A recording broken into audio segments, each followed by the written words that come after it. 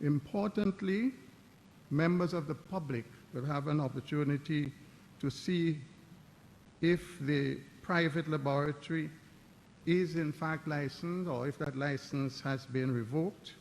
And that becomes critical because no one wants to be able to put their lives in the hands of people who are not competent to do quality work for them. Pointing out one issue of concern with respect to the arrangement in place for monitoring laboratories. And this comes out of practical experience, Madam Speaker.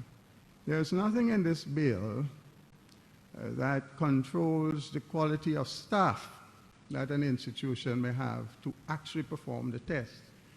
You could have a laboratory that has the proprietor who is very competent and meets the requirement, but there isn't the further requirement for those persons who are performing the tests to undergo the necessary level of training and continue training. And I think it therefore is important that we dig deeper to make sure that the laboratories have a system in place that ensures that at all stages at every stage of the procedure, the competent staff has some overview. Section 2 addresses laboratory practitioners.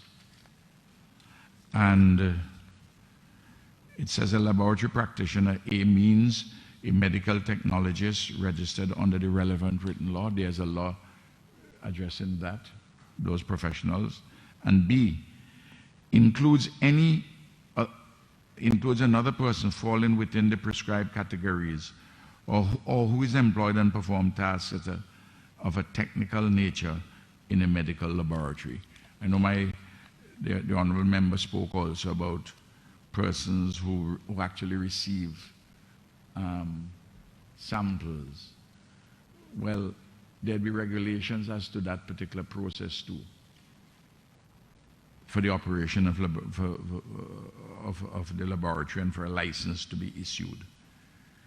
Then under J, Madam Speaker, I first, governing the operations of a medical laboratory, regulations would be made for that. And J, without limiting paragraph I, which is the one just before,